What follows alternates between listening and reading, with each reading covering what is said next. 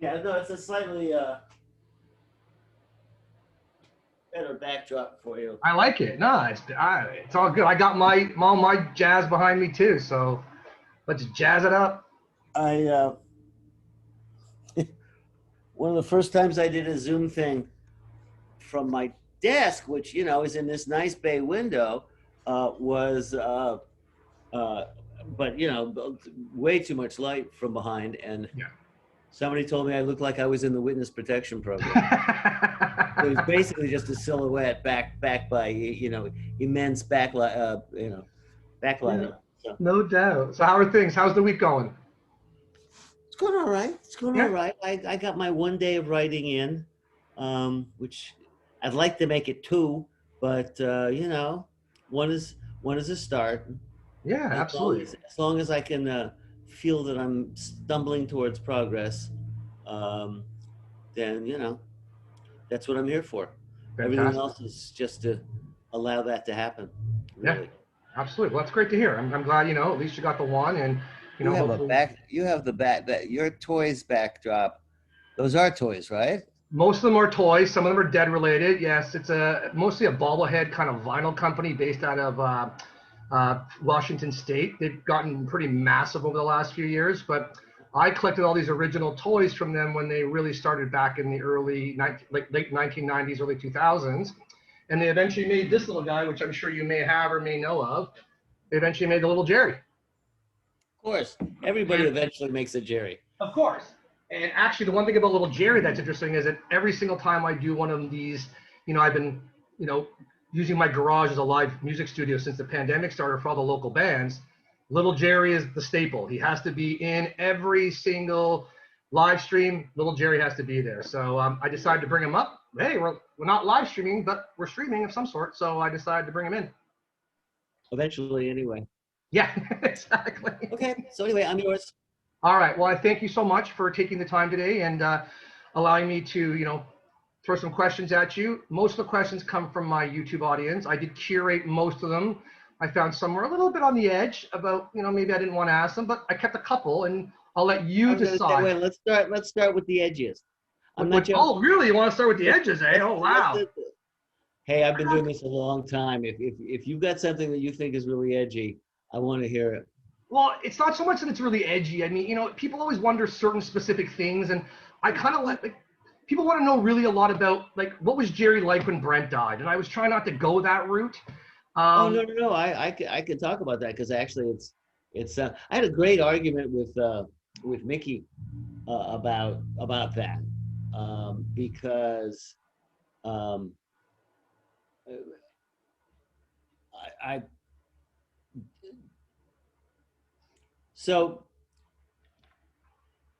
I have to tell you a whole long story to answer that. Okay.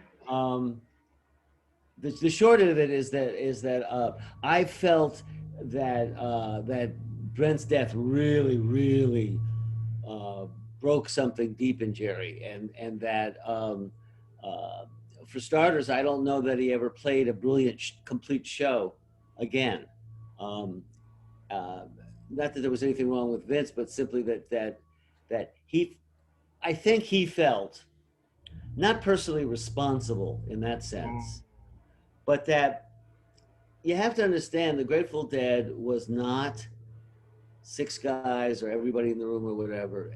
To them, at least, they sort of articulated it that the Grateful Dead was this sort of dragon, this separate being that was, remember, Jerry never wanted to take responsibility for anything. So if it was, this separate thing over there, there it was. Um, and that the Grateful Dead had turned toxic, that it had consumed this this guy. Now, quite frankly, Brent clearly had some major self-esteem problems from from childhood. I mean, long before he got to the Grateful Dead. As a matter of fact, the real mystery is how Jerry Garcia, who is one of the most perceptive people on the planet, they talk about EQ, emotional quotient, that Yeah. his EQ was off the charts. He picked up on people brilliantly. but how he had two blind spots. One was keyboard players, and the other was himself. And on keyboard players, he picked four guys. Of course, Pigpen was like sort of came with the package, but Yeah. the, you know, all four of these guys had these deep personal issues, which they self-medicated in some fashion or another. Um, and how I mean, TC was weird enough to just sort of not be there and to leave on his own term, and Bruce too, for that matter. Yeah. Both of them were healthier and also were able to leave on their own terms. But all the other four guys, somehow he couldn't see it. But to get back to Jerry and Brent, when after Brent died, and they auditioned people, he which they hated. I mean, they all hated it. Jerry in particular. The idea of you're good and you're not was not, ugh. And frankly, I was in his ear telling him, you got Bruce coming in like 5 shows. Why don't you do 5 shows as a 5-piece? It worked before. Yeah, absolutely. He didn't. This is a comment on his, I don't know, lack of confidence, just the feeling that they needed, they needed to keep, the sustain of a keyboard plus a high end vocal to Lots of layers, more layers. Yeah. to do what they did. But at any rate, so they auditioned, they picked Vince, and afterwards I went up to him and I said, when are we going to announce Vince? He said, we're not going to announce Vince. We're going to, people will find out who it is at the first show. Now,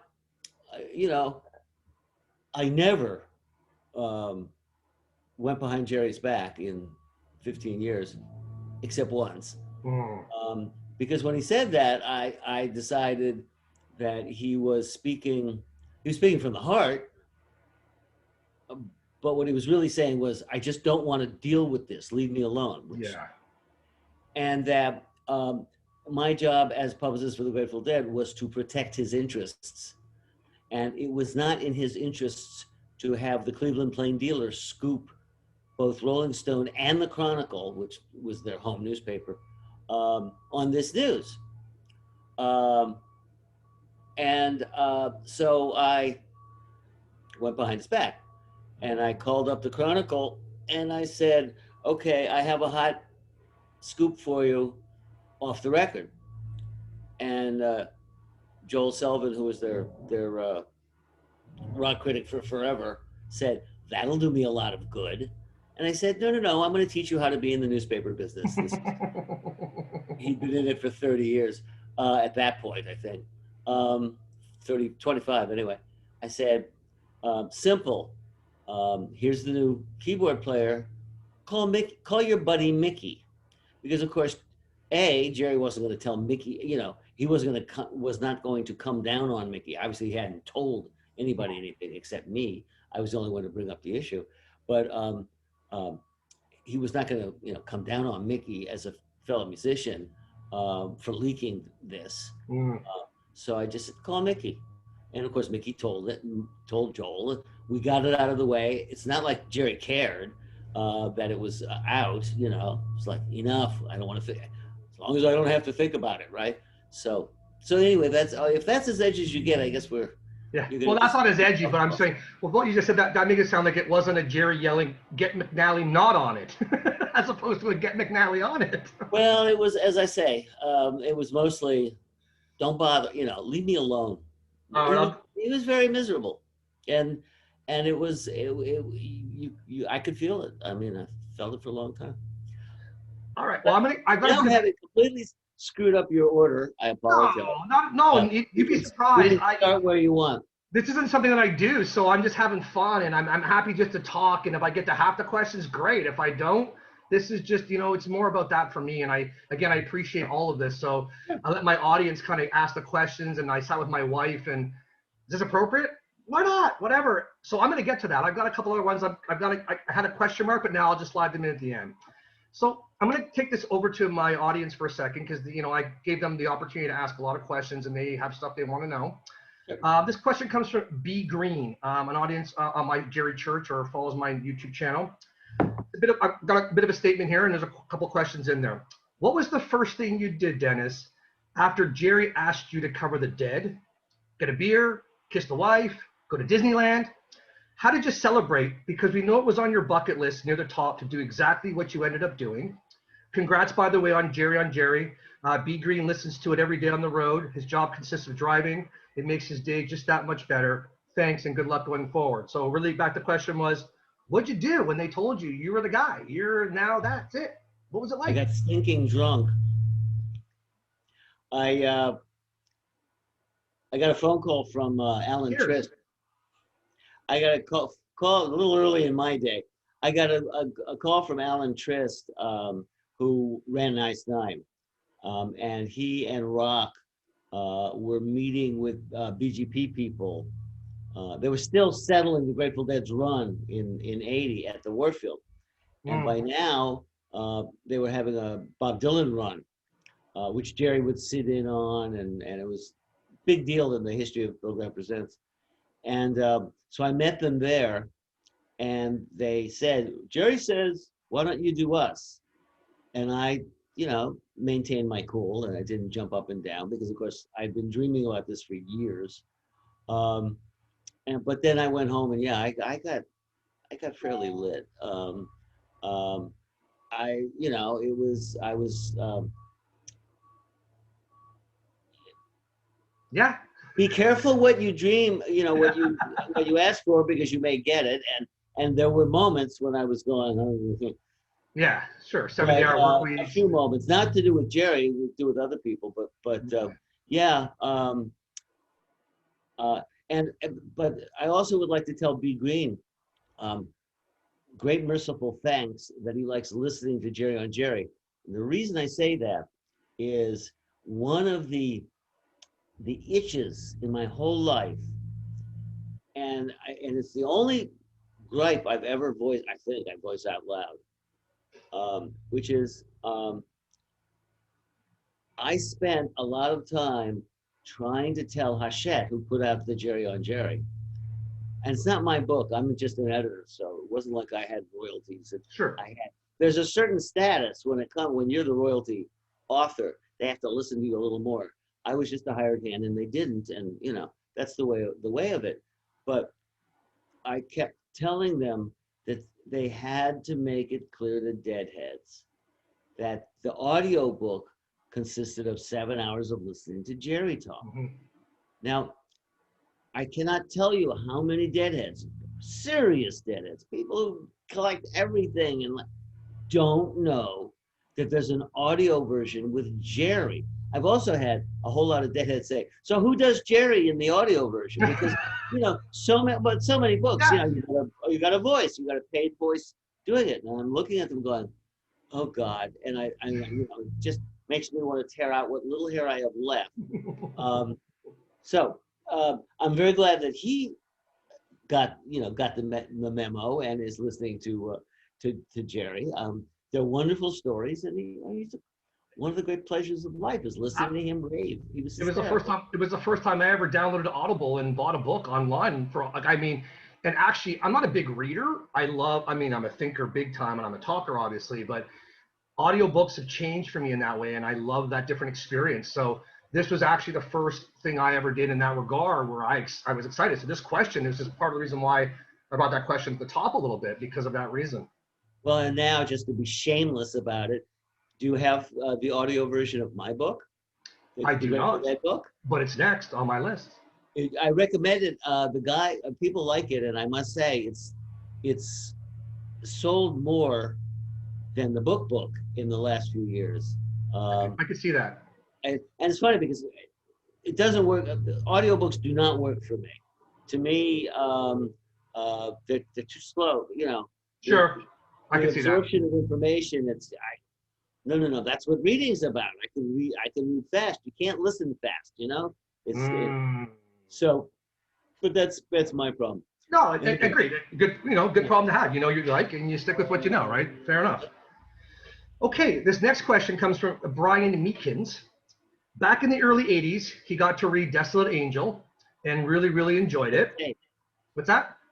good taste. Sorry, Yes. I just Always agree. been curious about why you chose to write a Kerouac biography. Um, well, there were about 10 reasons. Uh, so, long story short, I was looking for a dissertation topic. I was in my first year of graduate school, and I wanted to sort of get ahead of the curve. Ordinarily in graduate school, you work, you work, you work, you work, you work, and then you choose your dissertation topic, which usually turns interestingly out to be conveniently a chapter in your dissertation director's next book, which is the sort of academic dance. I wanted to get ahead of the process, and I literally one night was speaking out loud with my good buddy who is the guy who also conveniently took me to my first show and dropped my first hit of acid in my mouth. And October Chris, 2nd. October 2nd, 1972. And this was in January, February of 72. And I was saying, just going through possible topics. And I said, maybe the Beats, the 50s. I mean, doing something about the 50s would be interesting. And Chris said, you should do Kerouac. Chris was a math major and a genius, actually, but he was also literate and had read a lot of Kerouac. And he said, Kerouac's letters are at Columbia, which was true at the time. Um, and you could stay with my friends in the Bronx. Hmm. Now, when you're a broke graduate student, which is redundant, Well, um, uh, the idea of having a free place to stay within subway distance of the New York Public Library or Columbia. Oh my God! yeah. Conveniently, and not there are no coincidences, or so it is said. Um, my parents had moved 10 miles away from where Kerouac was from, Lowell, Hmm. Massachusetts. Yeah, I read that. So the universe seemed to be saying, and then I went to the library because I consciously did not want to write yet another academic thing that might get published by an academic press and ignored. Um, and at that moment, which is spring of 72, there were no biographies of Kerouac. He had died in 1969, so Yeah. he'd not been gone long. And so I went, aha. And so that summer, as soon as I finished coursework, I went to this wonderful bookstore, which I don't think exists anymore, in right across the street from Mount Holyoke. I was at UMass Amherst. Yeah. And there was a place called the Odyssey Bookshop. Romeo Grenier, lovely man who loaned, when I ran out of money, he loaned me books, or on account, as it were. And he had an incredible, I mean, not all of Kerouac was in print at the time, but he had this amazing collection. So anyway, he sold me a bunch of Kerouac books, and I read them all and went down to New York City for the first time to do research in August of 72, and to show you how incredibly far back this is. Um, the weekend I went was the weekend of the Watergate burglary. Mm. So yeah, So lots going on. a lot of stuff is going to happen while I was researching. Of course, Yeah. it hasn't stopped, has it? But anyway, so the answer to that is a number of different factors, and I didn't even touch on the real factor, which was this. Um, I'm a historian. I'm not a literature guy. I was interested in Kerouac because, as I learned, though he definitely wrote novels, he mythologized, he um, found elements of things, and um, he also was something of a diarist. I mean, he was a diarist, and a lot of what he wrote had elements of writing current history. And secondly, he did something when he published a book called The Town and the City, which was respectably reviewed. He had a chance to be a novelist, in quotes. Um, and he decided that the way he was writing, which was kind of a Thomas Wolfe, student of Thomas Wolfe style, Mm. uh, he, and you can, by the way, see really the picture on the cover of my book just over my Yep. this shoulder, which was a present from my editor. Lovely, a lovely, thoughtful gesture. Um, uh, but when he, dumped all that and started writing to jazz and then to Neil Cassidy's letter and all this stuff, um, and ended up in a style that was another planet from Mm. what it Yeah. used, on the road is it from another world. Um, he basically, you have to understand, in the early 50s, the literary world was ruled by what they called the new critics, and what he was writing was exactly the direct polar opposite of what they wanted. They wanted nuance and subtlety and small and detail, and he went wild. And Makes sense. Yeah. and in effect, he committed suicide. Mm. There was no realistic reason for him to think that he would ever be published again. And the fact that Malcolm Cowley happened to be the one guy with enough clout to go, screw the new critics, this is interesting. And then he got a great review in the New York Times, and the rest is history. It killed him, but at least it made him famous. I don't know which he would have chosen. I really don't. If he'd Mm. been able to look back and see what it was going to come, I think he probably would have chosen Yeah. um, that immortality. But the pain of his last 10 years was very painful. Interesting. Oh, thank you. All right. Well, now I've got my question. We've sort of touched on it a little bit, and we know your first show was in Springfield, Mass, on October 2nd, '72. What was that experience like? Like, did you know the music? What was your highlight? Like, what was that total first time? Um, well, it was also my first acid trip, so Oh, there you go. not that the walls were melting. It just gave everything a beautiful shimmer. Um, I knew the music fairly well. Remember, I've been hanging out with this. Yeah. He was my only close friend at that point. Um, as I've told many graduate students, if you're going to go to graduate school, do not live in a graduate dormitory. The kind of people that want to stay in a dormitory after 4 years in college are not the kind of people you want to hang out with. Mm. Which was true. Most of the that dorm was foreign students who didn't, were coming Yeah. from far away and didn't really know how to like find an apartment. Or in my case, I had spent the summer in Paris so I could pass a foreign language exam, passed it, and proceeded to immediately forget everything I ever knew about French. Um, and so I was sort of stuck there. And the only other person was this guy, Chris, that, I think he was the only other guy that smoked dope in the whole building. So anyway, and Chris was, your basic deadhead.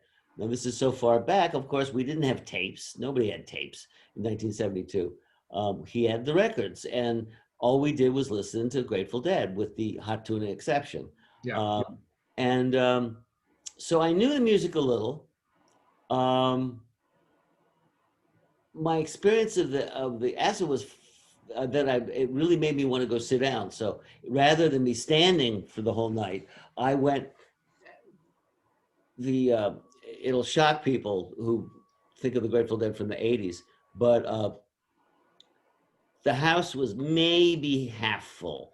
Mm. It's only an 8,000 seat venue, so maybe there were 5,000 people there. Which is to say, I wandered over, and there was a whole bank of seats right to the left of stage left, um, that looked nicely down on the stage, and the sound was perfectly fine. Um, so I just puddled out and loved what I heard. Yeah. And uh, if I recall correctly, they started with Cumberland Blues. I'd have to look it up. I do know they ended with Morning Dew, and I I just loved it. And my biggest my biggest visual, those guys that had the apartment in the Bronx, Yeah. I did stay with them many times researching. They are my dearest friends, among my dearest friends to this day. And my visual of the night was Steve Buccieri, um, was a mad dancer, you know, Mm-hmm. uh, and I, um, as I say, I wandered over and just sat down and spaced out. Um, when I came back to them at the end of the night after the show, um, he looked as if somebody literally had poured a bucket of water over his head. To this day, I remember. I mean, he was just beyond soaked. Yeah, I'm a sweater Um, too. I get it. I get and it. you know, and years later, I was talking with Chet Helms about the ballrooms and the dancing and the whatnot. And Chet was a big dancer too. And, uh, and Chet gave me this lecture about the word ecstasis, Mm, Ekstasis, which is Greek and became, of course, ecstasy. But ecstasis meant discharge, as in the sweat, that when you got into these ecstatic states, um, that certainly deadheads know about, sort of Dionysus and all that good stuff, um, you'd sweat, and that yeah, was a sign that that was all working. So, that's great. I love it. Thank you. Great little story there. All right, this next one comes from, that was actually my question. This one comes from David Mugleby. He's so excited for the interview. He says, Dennis, I'm very interested in the nature of creativity, getting to that creative space and being present in it, surrendering to the flow, if you will. I wonder if you have any thoughts about getting into that state for yourself of creative flow, and if it's something that Jerry ever discussed with you and others. Thank you. um, not in so many words to answer that direct question, although he does talk about his mental process in improvisation, in how what he's thinking. His mind is not blank when he was improvising like a long solo. And for that, I recommend to you Jerry on Jerry, because Yes. that happens to be in there. And Great. and maybe David's one of those ones who don't know that the audio of Jerry on Jerry is Jerry talking, and he talks about all that and brilliantly. And to me, it's the most amazing thing. One of the most amazing.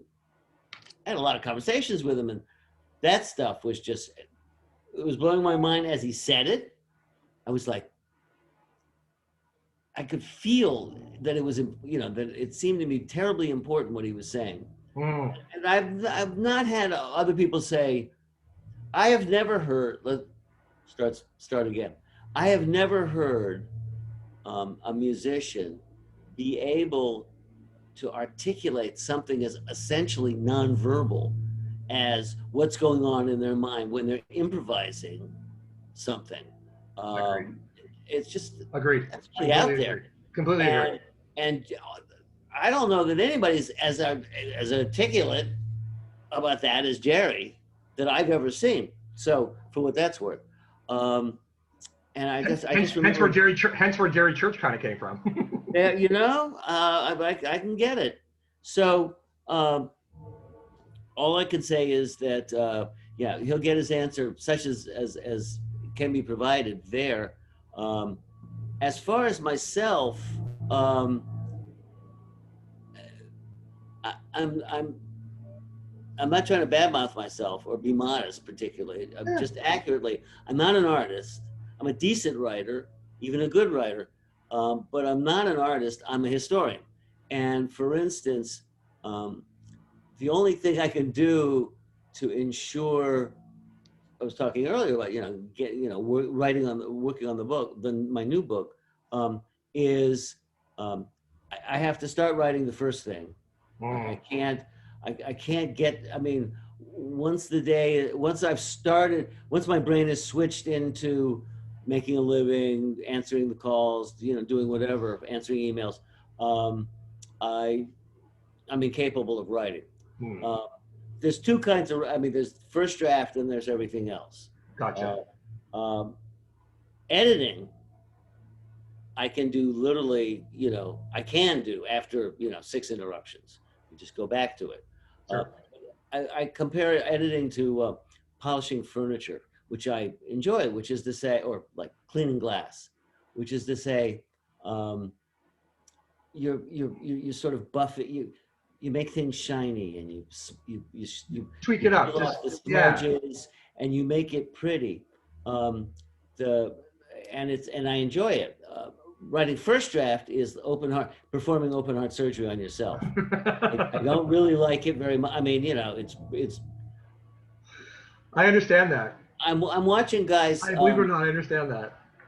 There's guys, literally, because I'm turned around in my office, so I'm looking out. There's some corners of my bay window that I could look out, and they're redoing our street as they've been doing for approximately 2 years. But that's and actually, I think this time, maybe this time for sure, because they're actually laying down asphalt and there's a Oh, we're getting thing. closer. But the point is, these guys are working, okay? And so when I say that writing first draft is hard work, all I can say is I'm not digging ditches and I'm not laying asphalt, and I recognize all that.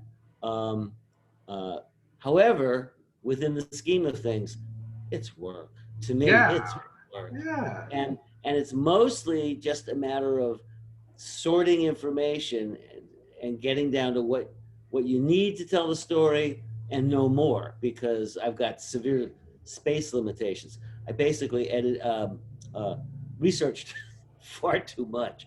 And I've got a page limit from my agent who says I can't sell a book that's longer than. Sure. So, you know, How do you? so Yeah, exactly. You that's got to the cram it struggle. in. Makes sense. And I've got to, and I'm looking at the next chapter going, oh God, I got to do this, and this in 3,000 words? I don't think so, Yeah. but we'll see. Yeah. You get that. All But right. anyway, Well, so that's great. No, thank you. That inspires me too. I mean, I a lot of what I do is the same way. I can solve everybody else's problems. I can't solve mine. So you know what I mean. And and I tell people, like, if I hear myself talk, I actually get better insight. If it's in my head, I don't know anything. So I can kind of relate a little bit about how the second draft or the next step is the part you really polish, and the first part is really the heart and now soul. So I understand that. that's where you can step back, and Reflect and when add you're things. writing that first draft, you're just in the middle. Agreed. Absolutely. So I appreciate that. Thank you. This one comes from Terrible Times 01. That's his YouTube handle. He's very excited about this interview, GNU. Thank you. Great to hear some insight from Dennis. My question, and this relates a little bit to this actually, how often did the Grateful Dead rehearse, especially in the 80s? People think they never rehearsed, they just played. They would generally get together in the 80s. By the 90s, not so much. Okay. And even in the 80s, when they rehearsed, there were a lot of breaks, and a lot of interruptions.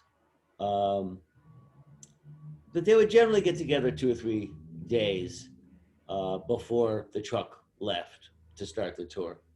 Um, So sound check and the but shows were like practicing as well, right? sound Obviously. check was as much rehearsal and the first 3 shows of a tour Yeah. were just getting their chops really back together.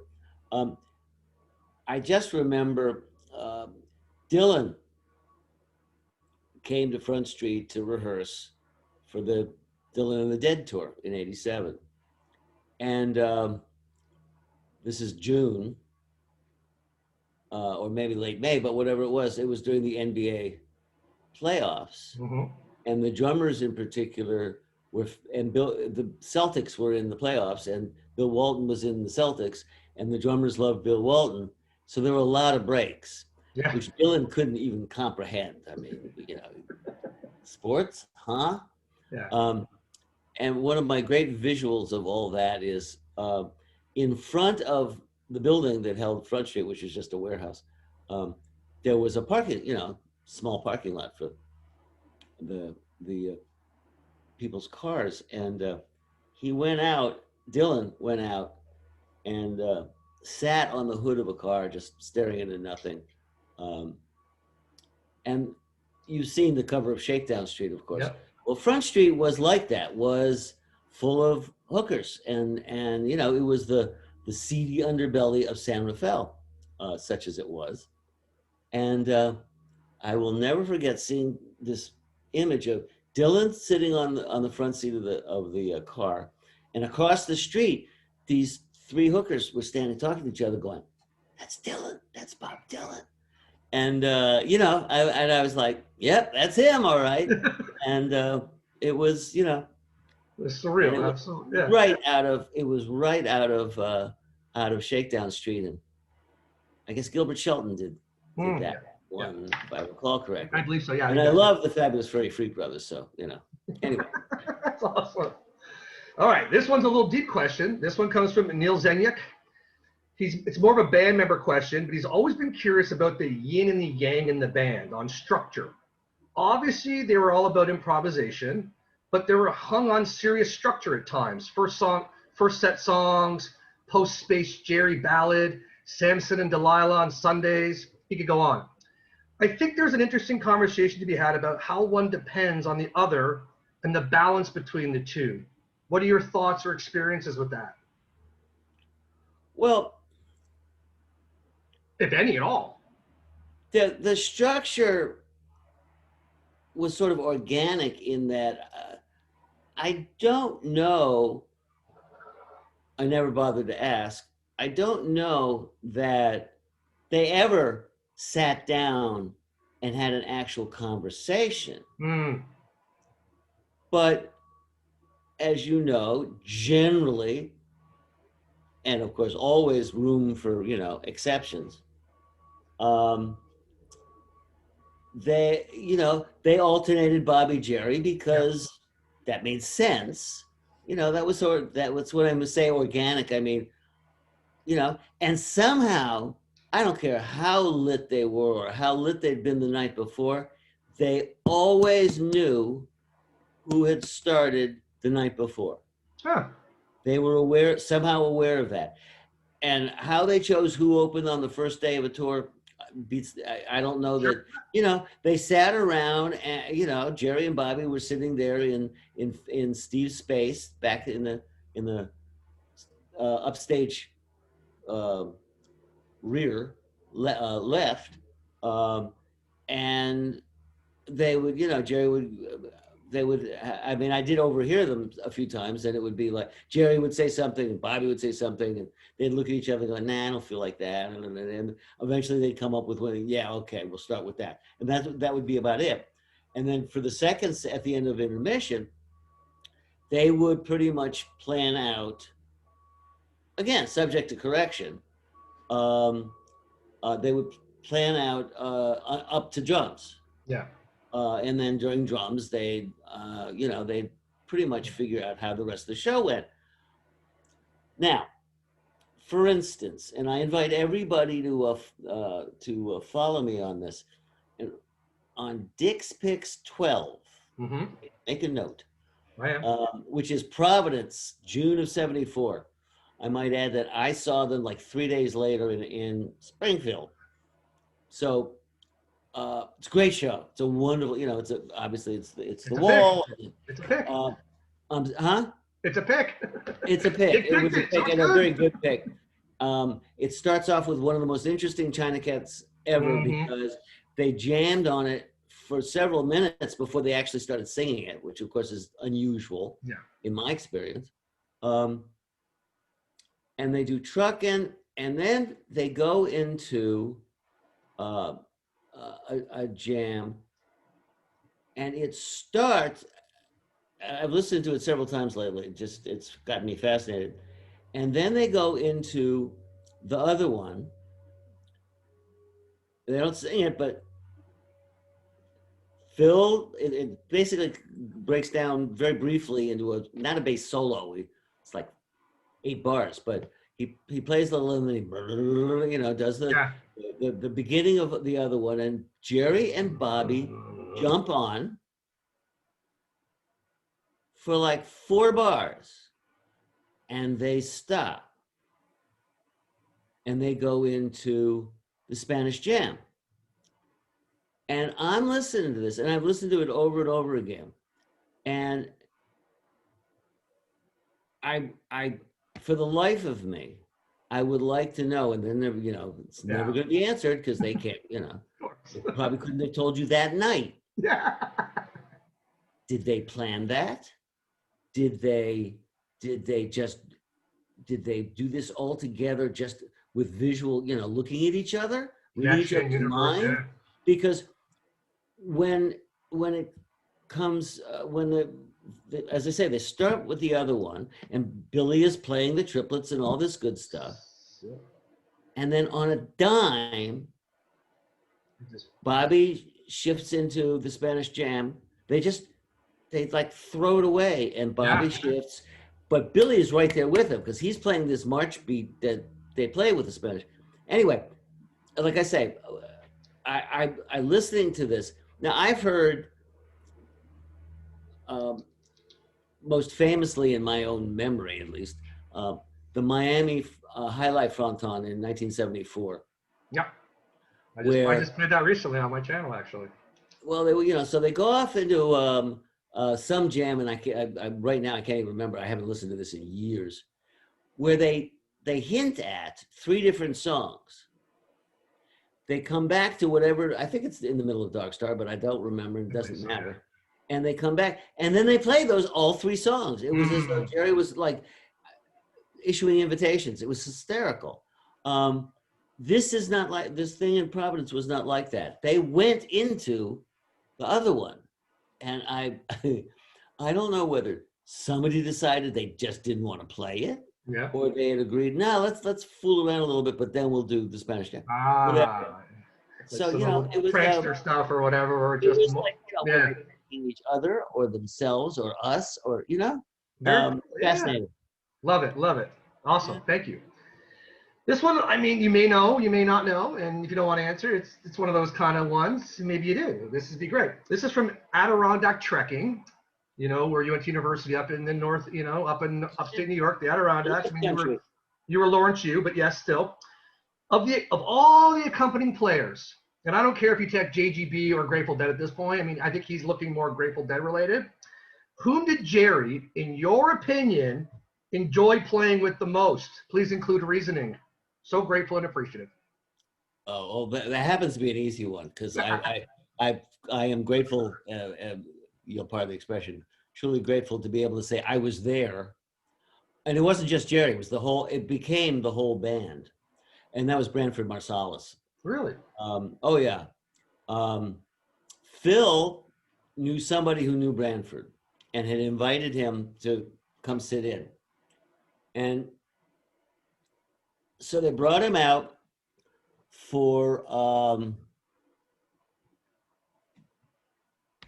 Birdsong, late first set. And whether he knew it or not, it was an audition, you know. Yeah. If it had not gone well, you know, it would have been, oh, gee, thanks for coming by, man. Great, amazing. Yeah. Great, that was wonderful. We'll see you around. And this is a guy who'd never heard the song before. I don't know if they even bothered to tell him what key it was in. And he was standing next, he was Jerry's other hands instantly. And it was like, you can stay, right? And I mean, you know, the whole night, it was just because not only, you know, was he there as a musician and thoroughly enjoying himself, but he was there in deep improvisation. I mean, having Stephen Stills, well, as a matter of fact, if you go back and listen, he showed up 2 nights running in New Jersey at what was then, I think, Brendan-Byrne Arena. And the first night they tried to do, I'm trying to remember how it was. The first night they had him on some Grateful Dead material, and it really didn't go all that great. So the next night they did his song, you know, and it was easier for them to learn his song than vice versa. Black Queen. But yeah, I mean, you know, one of the other great examples of them, and they were consciously backing a musician, and that was Etta James Yeah, on that New Year's '81, I think it was. great show. And that was like glorious fun because that was the music of Jerry's childhood or young, adulthood, young teenhood. Um, and, he was just having a ball because he had no need to be the star or to be the lead. He was perfectly happy to be a backing musician. She's one of the great voices. So, that was, but for sitting in on Grateful Dead music, oh yeah, Branford by a Million Miles. And in later, he sat in at least a couple more times. And Yeah, no doubt. I remember like the drummers who, Kreutzmann was a lovely guy, but he could be, he'd been known to be crotchety in his day. And it would be like, oh, Branford's coming tonight. Cool. Yeah, I get excited. Nice. Yeah. Oh, yeah. Love it. Genuinely. Just offshoot of that, because I mean, you may not know this person. I mean, she's obviously Jerry Garcia. Actually, before the Jerry Garcia band, this is Jerry Merle back in '73. Uh-huh. Any idea, any chatter at all, anything you know about Sarah Fulcher? Not a darn thing. Wow. I know Okay, that great. name. Don't know a thing. All right, I'll No, send you. I'll I send you a didn't couple get. recordings. Yeah, I did not get close to Early that 73. band until later. I Yeah. mean, she's what, 81, 82? 73 January, only for 3 or 4 months with Merle and 73. Jerry. Well, I certainly wasn't around That's for why I that. was saying it's early. Well, That's what, I don't even, I can't even remember. Did she just sang or what? Oh yeah, she was a singer. I mean, Jerry brought her up for a few shows. She would have been there on like an entire show, but she may have only sang 2 songs by herself and did a couple backups. What was really interesting about Sarah was she was Jerry in a way where, although she was a vocalist, she would jam on the spot with the vocals and change them depending Uh-huh. upon the mood, and then go back in. I've got actually a couple Betty board recordings of Sarah with the Jerry and Merle at the time. I'll send those to you. You can hear it. Unbelievable, like up there with the Donnie and Keith band you hadn't heard before. They're that good recordings. So I'll send those to you. It was up top of my list to ask it because we were talking about accompanying players. I thought I'd throw it out there. I have my only, but the funny story about that is,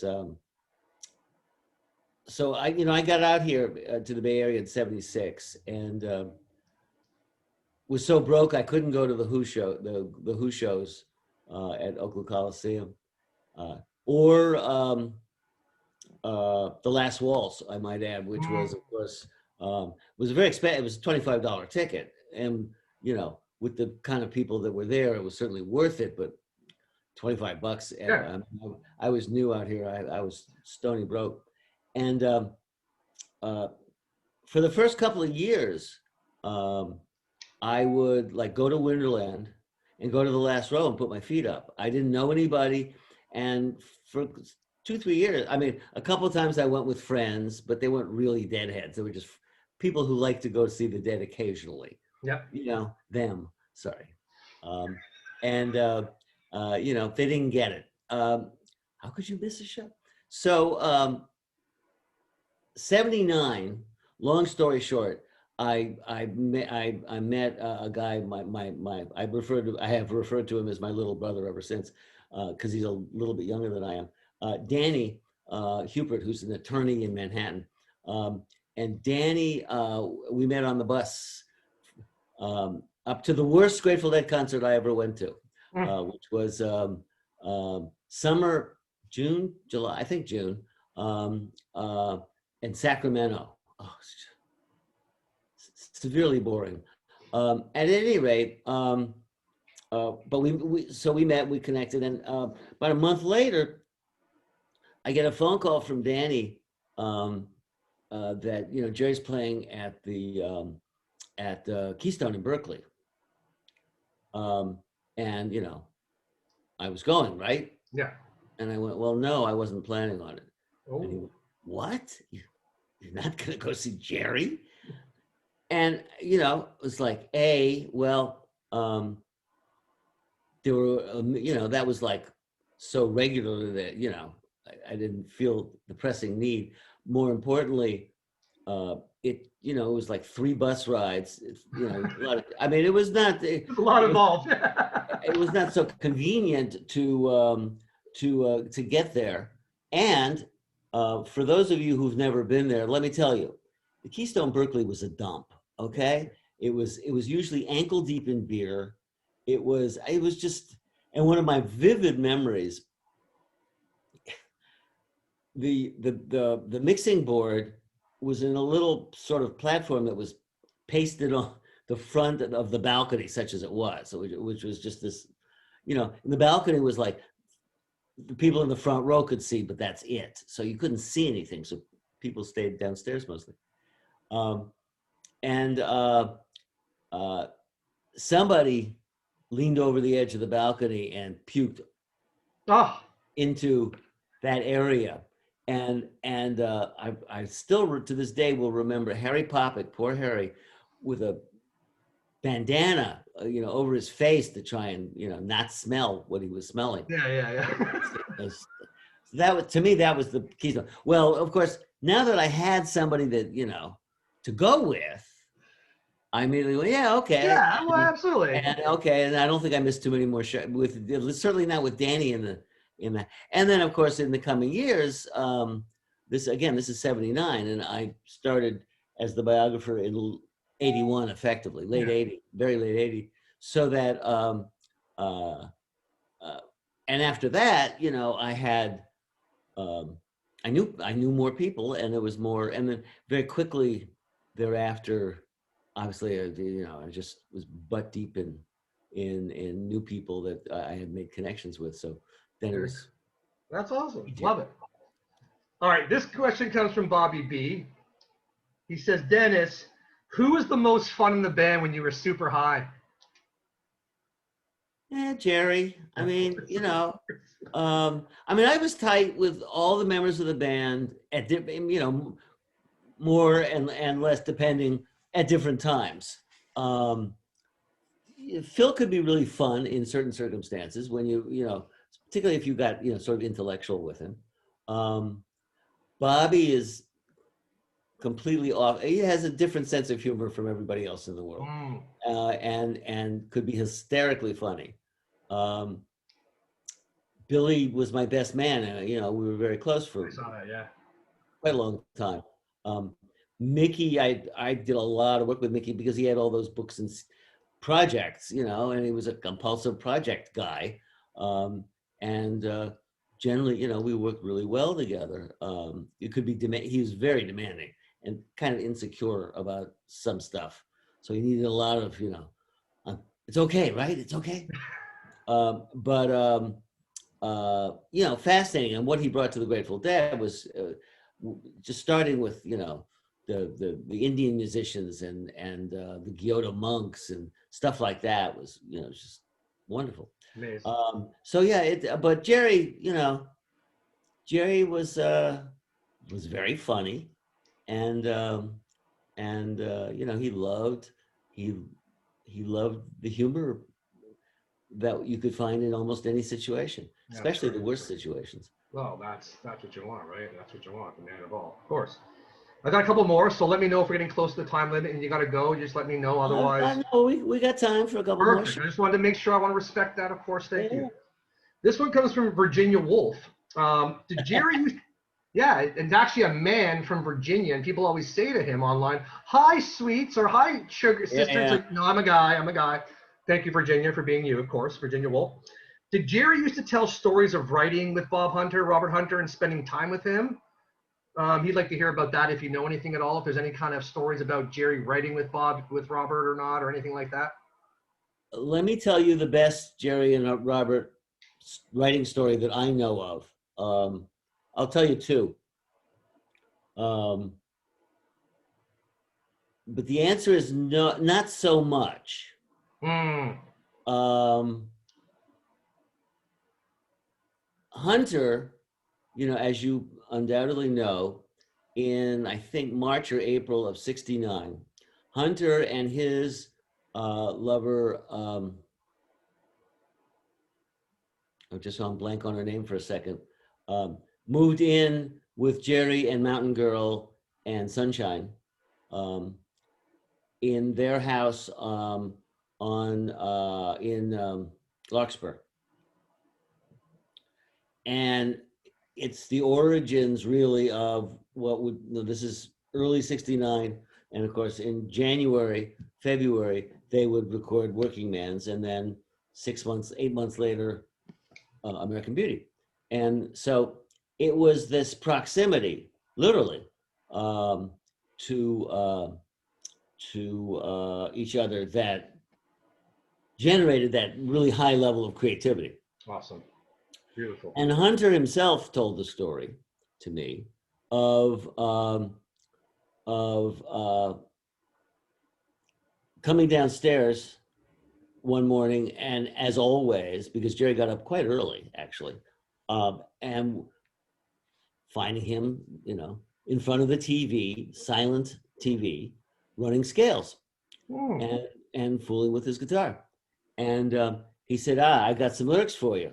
And Jerry went, oh, great, I'll look at them later. And Hunter said, Jerry, if you think I live in this house because of, you know, the proximity to your great, wonderful sense of humor, I don't. I'm here to work. And Jerry went, oh, right. And picked up the lyrics and started working on the song. So, you know, it and Hunter could be testy, shall we say, especially about, you know, if you started changing his lyrics, Well, Bobby, yeah. as the infamous Bobby story. Uh, uh, You take him, as, Barlow. You take as him. Bobby, you take him, Barlow. But you know, I might add that Bobby quite rightly pointed out that Jerry changed his lyrics too, Sure. but Hunter could, you know, It's not probably just a not different very level much. of. And it was a matter of, you know, I mean, if it doesn't sing, you gotta fix it. Yeah. But anyway, the best story of their connectivity and their writing together is of course Terrapin. Mm. So Jerry was in the East Bay. For those of you who don't know anything about the Bay Area, San Francisco Bay Area, there's a number of bridges you may have heard of. One of which you've probably heard of the least, is the Richmond-San Rafael Bridge, which Correct. runs from a town called Richmond on the East Bay to San Rafael in Marin County, which was, for people who lived in Marin, it's the bridge you'd use to get to the East Bay and back. And Jerry's on the bridge, and there's a wild ass lightning storm. Now, again, let me explain to people who don't know anything about the Bay Area that we see lightning visibly once every 20 years, maybe 10 years. I've been here 40 years, and I think I've seen a lightning storm 5 times. I had 4 today. You know, and in the Central Plains in America, you know, it's a weekly occurrence. So you know, it was startling. And he's looking at it and going, "Oh, this is cool." And into his head, full blown, complete. I mean, an enormous portion of the entire Terrapin suite comes into his head. Wow. And he stomps on the gas, races home, turns on the tape recorder, grabs a guitar, and gets the chords down before he forgets them. Cool. And he piddles with it for a day or two. And he goes over to Hunter's. And Hunter, at that time, lived at a place called Black Point, which looked out on the same body of water that Jerry saw the lightning. And he had also been inspired by the lightning on the water. I mean, as I say, it's a real rarity. Yeah. And he had written 8 pages of lyrics based on The Lady of Carlisle, which is an old folk tune. Jerry saw the stack, took page 1, part of page 2, and page 8, put them together with his song, sat down with the guys. Within 3 days, they had it. Everybody worked out their own part, and it came together. Amazing. And as you all will see, the next show, which was late in January or early February, I can't remember, at Swing Auditorium in Yeah, San that's yeah. Bernardino. The start up of Terrapin. Yeah, They started off with it. They yeah. couldn't, they For the couldn't night, it wait. was There it amazing. was. They opened the show with it. And at Jerry's funeral, Hunter said, read a thing, and one of the things he said was that in that moment, that first performance of Terrapin, Hunter was as close to absolute certainty, knowing that he had been put on Earth to do this, to work with Jerry and to write songs, Wow. and that the absolute affirmation of all that was in front of him at Swing, Wow. and I, can't argue with it. That's amazing. Thank you. That's a great story, and that's It is, I amazing. mean, it's a pretty cool story, and I got it. Absolutely. I got it from both. I think I read. I think Jerry's was from some interview he did with somebody, um, and Hunter's. I then went to Hunter and he said, "Oh yeah, Confirmed it all and got his side. Yeah, that's amazing. Amazing. great, Awesome. great story." Wow. Well, I don't have many more, but I've got a little bit of an ending here. I think it'd be kind of fun, but we'll get there in a second. I'm almost there. Um, what's your favorite best memory? This is from the 11. It's actually question 11. What it was supposed to be. I think it's actually question 10 now. So his username is the 11. Shockingly enough, there you go. What's your favorite best memory from the time you spent with the band, or was there a time frame, certain year, and or event that you cherish personally and professionally the most? When I do college lectures, as I have done quite a lot of, I tell this. This is my closer, um, and it is the best moment I ever had with the Grateful Dead when they weren't playing music. Um, Summer of '87, we did a what we called at least the high altitude tour. It started at Red Rocks, and then we did Telluride, which is like 9,000 feet, Yeah. um, and or at least 8 plus. And then we went down to Phoenix, and then we came back and we did Park City, and up in the Sierra Nevada, in California. And ordinarily, when the Grateful Dead flew, we flew in what are called G3s, which are, expensive. They look expensive. Um, Corporate, charter jets. Well, Jets, yeah. And frankly, the whole design of them is that you look inside to remind yourself that, that you deserve all this wealth and luxury. However, and I have very few memories of ever being, because literally the seats all face in, or at the you have like a Like a table. boardroom table.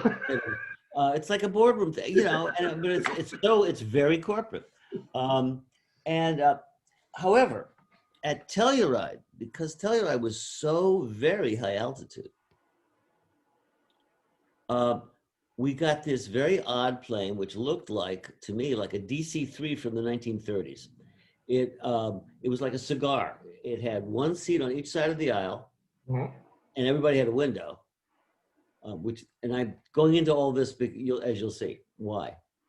So, Telluride show was in the day, thank God, and it's midsummer, high summer, and we take off, and by now the joints had been fired up in the van on the way to the airport, and the beers are out now on the plane, and everybody's relaxed. It's middle of the time, and the pilot comes on, this wonderful pilot, and he said, "Do you guys want to?" We were going to Phoenix, and he said, "Do you guys want to go straight to Phoenix, or do you want to be tourists?" And silly question for this bunch. Tourists. Do you want to go to the Black Canyon of the Gunnison or Monument Valley? Monument Valley. Now you probably know Monument Valley. I mean, it's half the car commercials in the history of mankind have been shot there. And Yeah. Back to the Future and the cowboy westerns, Stagecoach with John Ford and John Wayne and all this good stuff. And it's very famous, it's a valley, and there are these buttes, and these buttes, including two famous ones that they're called the Mittens, because they have there's the big butte, and then there's a little sticky out part in the bottom. So it looks almost like a hand in a mitten. And These buttes rise 2,000 feet. And this pilot peels off and we go into Monument Valley at 1,000 feet. And we're Wow. like in between these buttes. Now, this is a completely unique point of view, right? I Sure. mean, 99% of all the people that have ever seen Monument Valley did so from the ground. And to see it in the middle is mind-boggling. Wow. And it's near sunset. And this is all sandstone with all these beautiful colors. And they're oozing color. Wow. Wow. It's simply astonishing. Wow. And then just, to add the Grateful Dead touch to it, although obviously the only time in my life that I was ever in a situation where I was going to be able to do that was with them. 2 cities back in Denver, Mickey had bought a 6-foot boa constrictor that he named Cosmic Charlie, who's wiggling around maybe wasn't even that big at that time, grew much bigger until he ran away. I Slithered away. always wondered what one of Mickey's neighbors woke up to one day. So Charlie is on the floor of the plane and bumping into people's feet and either scaring the bejesus out of them or depositing some bejesus on their shoes. Mickey Santaro, who's like 7 years old, is sitting in the pilot's lap, and the pilot swears he's flying the plane. And in the back, Jerry is giving a film history lecture on John Ford and on, that's the opening shot of Stagecoach and blah, blah, blah, because that's really where Anglo-America found out about Monument Valley was John Ford discovered, or some locations director for him discovered it, and he did several movies there. So it's the image of the Wild West to so many people, and it was simply the package of the beauty of it and the weirdness in the plane. It was one of the great moments of my life. Wow. Thank you. That's and awesome. It was thanks to the Grateful Dead. So yeah. I just had that same moment with you practically, and I wasn't even there. Thank you. It was a freaking trip. Pretty. I can't imagine, but I can imagine. Thank you. Oh yeah, no, it's. All right. Well, I've got a couple more. One's from my wife because she really wanted a question. I really love her question. One more from our users. It's a kind of a two-parter. I didn't want to ask his direct question because I didn't like it. Well, I do like it. Sorry. I wanted to add something to it, a bit more to add to it. What are your thoughts about the Jerry Cannabis line of products? And then Tim C333 wanted to know, from what you can tell, in your opinion, what did Jerry really think about like corporate branding and copywriting of the music, sort of those kind of things in general? I mean, it's a kind of a two-parter, but answer whatever you wanted it. Well, I don't think he thought much about corporate. I mean, literally did not think about corporate branding. Well, I'll give you an example.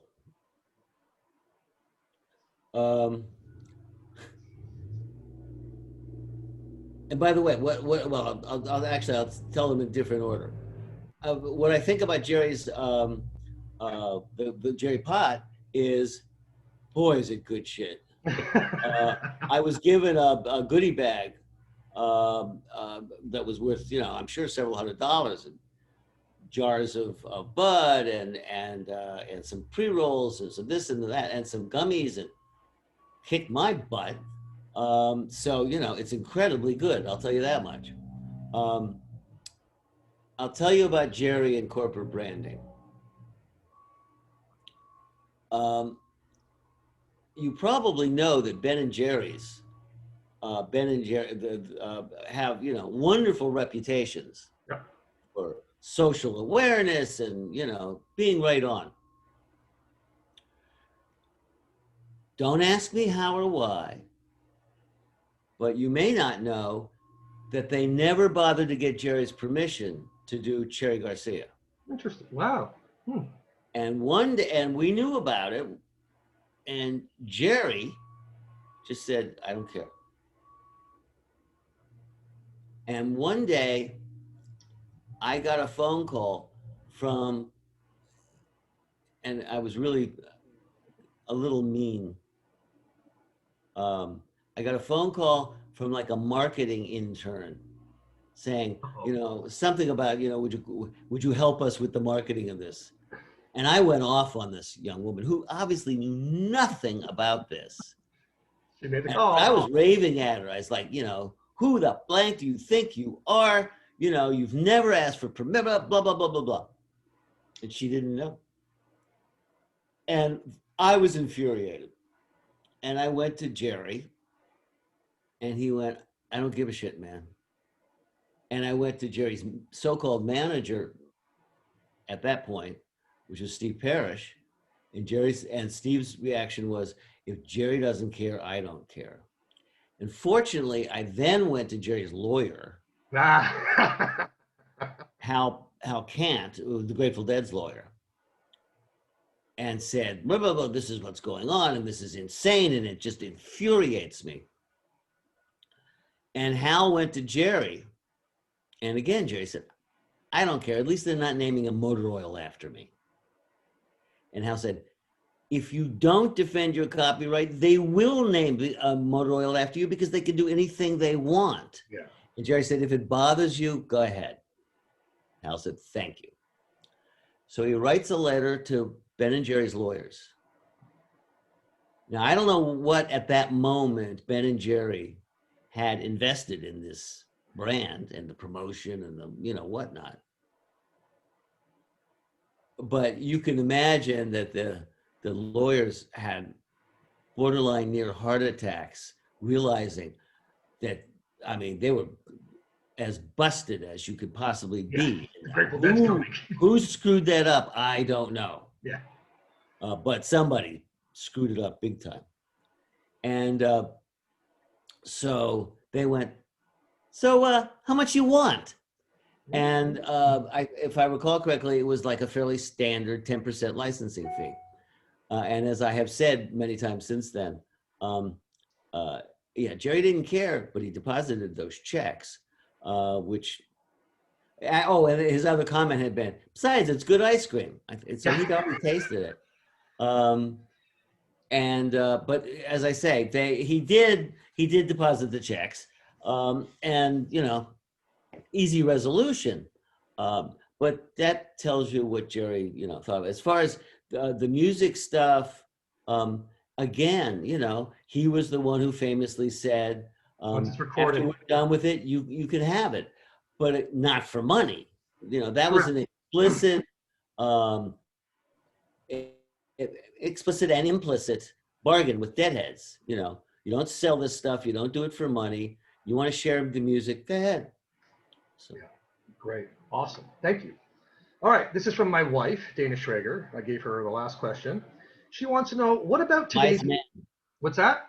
Wise man. Of course, yes. You are, yes. What about today's music scene? Are there any acts, performers that stand out or really resonate with you? Not a copycat of Jerry, but with the spirit of Jerry's playing? Any recos? What are some of your current faves? Well, the young, and I only found out about him a few months ago. I don't pay, 90% of what I listen to is Indian classical music, old jazz. Some newer performers, but I work a lot with Zakir Hussain, and he plays with people like Charles Lloyd and Eric Harland and Dave Holland and people like that, Chris Potter. So in that realm, I pay almost zero attention to young people in the jam band scene, for instance. I like I've worked with and friendly with Jeff Mattson, and I much like Dark Star Orchestra. I love J-Rad. I like their approach to Grateful Dead material. Absolutely. But the two musicians that I have found most interesting in recent time are Billy Strings, who I only found out about 6 months ago. I'd seen the name, but I finally listened to that song. I'm like, holy Wow. This guy has extra fingers. Yeah. And, you know, he's just a fantastic player. And then, but if you made me go to a desert island, um, and I could only take one sort of type of music, it would probably be other, well, Grateful Dead, but after that, it would be solo piano. And I have gotten seriously over the last year into Holly Bowling's Wilderness Sessions. Yeah, that's amazing. They were amazing. Which both as a visual and as an audio, I mean, I like her, I love her approach to deconstructing Grateful Dead music. And then she's throwing in all this Fish stuff that I know, you know, I've never heard. So it's like, oh, well, if it's not a Grateful Dead, it must be Fish, which is generally true of that. I mean, seriously, it's, uh, uh, what really has impressed me, in addition, in those sessions, is the way they make it visually. I mean, it's a little hard to, you know, it's not like she dances on the piano. I mean, it's a little hard to get the visual of a solo pianist is somewhat limited, except they figured that out, and whoever, you know, whoever is the sort of director, aside from her as the musical director. But their use of drones to, and obviously their settings are, you know, spectacular Yeah. places, and the way they use the drone to vary the visual, Enhance it for sure. is just first rate. I mean, really wonderful stuff. So yeah, she knocks my socks off. That's just great stuff. Yeah, it's a converging, you know, technology. It's like I help Fish Tribute Band in Toronto and a lot of bands locally, and the one thing that I give to them that, you know, they don't have is I live stream all their shows every time, and you know, that ability to have that reach, even though you're just some local band, you never know who might hear you and where it comes from, and that, I mean, taking that to the next level with the drones, again, creating another experience that's a little different that you can tie in with the awesome piano playing and whatnot. Again, amazing, just a fantastic thing. And I might add that I really prefer, you know, a big old acoustic piano, and somehow, and I, most electric pianos, I'm going, oh. Yeah.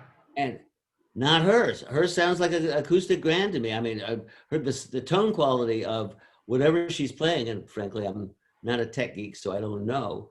But whatever she's playing sounds like a freaking Steinway to me. You know, not that I claim to have the best ears on the planet, but she's something else. There was just as a matter of fact, there was just a stream. Oh, she was at Terrapin. I didn't know about it, but she was like this weekend or something with Tom Hamilton. Mhm. And I know she played. What, Yeah, the Ghost Light. They have Ghost Lights. Other yeah, band. they have a regular thing, and Phil. And I was saying, oh, geez, I wish I'd, you know, known about that, because that sounds Two of good. your faves, and yeah, and Yeah. it's happening. Part of J-Rad, Phil. I You got a little love bit of what everything. Tom does in J-Rad, and Scott for that matter. Scott, yeah, you got a little bit of everything. It's great. It's very interesting. The thing about J-Rad that interests me is particularly is that, outside of the fact that, to me, what they do basically, what they have done is use the approach of the actual approach of the Grateful Dead in 1969, which is my favorite Grateful Dead era in terms of extreme improvisation and really up tempo. Yeah. And then apply that to all Grateful Dead music. Yeah. So that you hear stuff from the 80s and 90s, but being played at these blistering paces. And it's a band led by the, I mean, in many ways, Drummer. led by the drummer, which Drummer centric. Totally. You know of any other band that's led by the drummer? Really, I mean, musically led, you know, maybe business led, but led, you know, when you hear him kick over a change, you know, it's like, you know, so and you know, Benevento is a fantastic keyboard player. Although it's really unfortunate. I went to my first live J-Rad show, and at the Frost Amphitheater in at Stanford, Yep. and 2 summers now, at least 2 summers ago, right? Um, and unintentionally beat everybody in. I mean, because I had tickets waiting for me, and there was the area where you picked up your tickets was this building, and it had a back door, and they said go that way. So I walked through the door, and suddenly I'm in the venue, Ah. and the doors aren't open yet. So, well, I am not young. I said, the hell with this. And I went marching up to the rail, and, oh, okay, I can lean on this. Yeah. Because it's been a while since I stood for a whole show. And, because I was there, which was to say house all the way to the right, pretty much in front, I did not, at that show, I heard the guitars real well, but not the way that it's quite a challenge to hear everything from the front row. Yes, you're hearing the monitors mostly, absolutely. Even though the monitors were facing them, not us. Yeah, that's the point. You're not. It's exactly. And I mean, it was great sound there, but so I didn't get much keyboard, and I was going, I don't know how good he is. I didn't hear him. So in listening to tape of that show and and other ones, other JRAD shows, it's like, oh, okay, yes, clearly gifted. But yeah, it's quite an approach, and I've gotten to know Scott a little bit, and I love him. So that's awesome. I'm waiting for them to come back here. Well, we're hoping they never come to Canada, and they probably never will, but we're just hoping to open the border soon so we can at least come down there and do what we can and see all the great bands we love to see, because we don't get a lot of that up here, right? We have to create our own. Well, I got to hear just a couple weeks ago some musicians that I'm working with who were doing a live stream from the Sweetwater, and my wife, who's Susanna Millman, who's a well-known photographer, and one other photographer, and I were the only people in the audience. So it was my first live music in more than a year. And yeah. Like, wow, that's why I remember this. But quite frankly, I'm not ready to go back into a small room like the Sweetwater audience. I agree. I hear you. I mean, mask or no. I've been thinking, and like we were talking about it, Dark Star will play at the Warfield probably early next year. That's the normal run. And I can do that because I can sit on the side of the stage and not feel all these germs. Speaking of that, I just booked my trip to see Dark Star and Melvin Seals in Jamaica because they're playing outside, and I saw them there a couple of years ago. Oh, those beach shows. I haven't seen them there. I did see Little Feet and Hot Tuna, which was about it, and I mean, God, you're standing on a beach with the surf around your ankles, and like 30 feet away is the stage. I mean, we did. My wife and I did it a couple of years ago, right before the pandemic. So January before the pandemic, so that was our last real trip. I mean, we saw Melvin and JGB in Buffalo on March 10th, which was like 5 days before lockdown happened. So I actually saw Melvin and JGB 5 times, and then I saw DSO before everything shut down. And I'm gonna tell you, that experience was something. Forget about the resort and the food, whatever. But the whole rest of the experience, just being there with deadheads, like-minded people, like you said, the band right there, the water right there. It's definitely something I saved up for to make sure I could go again this year. And so, very grateful. That's going to be hopefully our next trip, or our first trip. 2022, and you have to come to Skull and Roses. Yes, absolutely. Well, that I'll definitely make a trip for. She may not come, but I'll definitely be there with you for sure. Absolutely. Good. You got it. No, it's. I'm looking forward to it. Actually, I'm excited. I want to have, as you said, as I read on your biography, I want to have the plastic. But you only had it for a year before you got married, but before you fell in love. But I want to see what that plastic does, All right, I want to end. Go ahead, sorry. No, I was going to get in trouble. Never mind. Fun. Yeah. I want to end this off with a couple of James Lipton style questions, inside the actor studio. This was actually my wife's suggestion. I was like, let's do it. So she got the last question, and she got the last framing of questions. Yeah. So, what is your favorite word?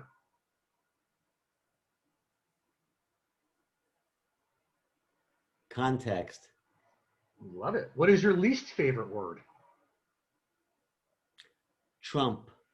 Ah, what turns you on creatively, spiritually, or emotionally?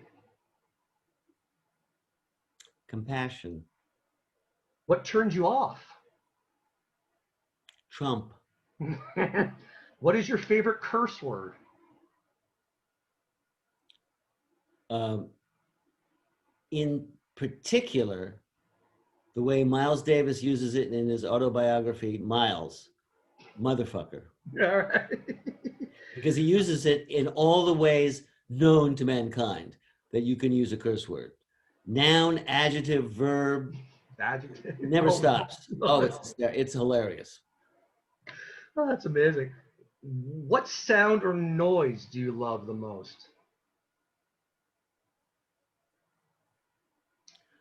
Sound of a really good pianist. What sound or noise do you hate? Or not like? I don't like the word hate. Not like. They've been digging up my street for Mm. 2 years. I think, as I say, that they're actually laying down. They're even if what that guy is doing is what I think he's doing, they're actually starting to paint yellow lines down it. So We're I getting actually think close. it may be over. But anyway, the answer is uh, the sound of it's like a pointy thing that The a jackhammer? jackhammer. It's not a jackhammer. It's like a bigger piece of Oh, yeah, yeah. Like, that breaks up the concrete. That I'm okay. so tired of it. What profession other than your own would you have liked to attempt? Oh, I would love to have been a musician, but you need talent for that. Yeah, yeah. Well, I curate. I don't have the music for that. What profession would you not like to do? Oh God, I mean, there's too many to list. Right. Um, being the guy that has to um, get the complaints, running the Mm, complaint desk at a what? at a wherever, yeah, running under the complaint desk. It doesn't matter where. And that would be brain damage of the highest order. Especially, I mean, because in my experience, people tend to be rather entitled and complain about things that, come on, we're alive, we're on the planet, start with some gratitude. But anyway, Yes, find some perspective. Absolutely. All right, last one here. We'll wrap it up. If heaven exists, what would you like to hear God say to you when you arrive at the pearly gates? you've got laminates for the show. Love it. Love it. Well, that's really about all I got. I mean, that was 90 minutes almost. And I thank you. And I hope you enjoyed this as much as I did. And my audience is going to as well. Please thank your wife. No, I do a lot of interviews both ways. I ask people questions, and I get, I'm asked to do questions. In all that time, nobody's ever done the James Lipton thing. So aside from her other question, that was She loves fun. her husband. She knows I was like when I first like what I got an interview. I'm not interviewed. What am I gonna do? And I need like an email from her right here. Here's something to go with. Just as a background. If you have nothing else, just you have this. And I just tucked it in my back pocket, and I'm like, wow, thank you. And then that was enough of the initial writing trigger that kept me going. I read the biography, went to my YouTube audience, and all that stuff, and it just kind of happened. And Oh yeah, when in doubt, prepare. But beside that, I will tell you a story on myself because it was the dumbest interview I ever did. I mean, I was very inexperienced. Literally, it was my first book, and I got to the interview, and I had to travel all over Chicago. I mean, literally, I'd had some interview way on the north side of Chicago. The people who were setting them up were like really working hard for me. She was a wonderful woman. But in fact, it was like 3 hours on the train, on various trains to oh, get from far north to far south Chicago. And I got there, and it became instantly obvious that the young woman asking me the questions had not only not read my book, didn't have a clue who Kerouac or the On the Road was, any of that stuff. So I decided to do the interview without her. And so I just started, I just started answering, anticipating all the questions and answering them. The problem being, of course, is that I went on far, you know, there was no way to edit that. So I'm sure it ended up in a waste scanner. It was silly. I didn't know what I was doing. It was my first, so that was probably my worst interview, just because it, Yeah. you know, if you're gonna, you know, if you're dealing with a situation like that, then, you know, give them instant, easy, short sound bites. But what did I know? I've learned a little bit since then. Well, that's great. And I thank you again. I really thank you for your You're time, welcome. and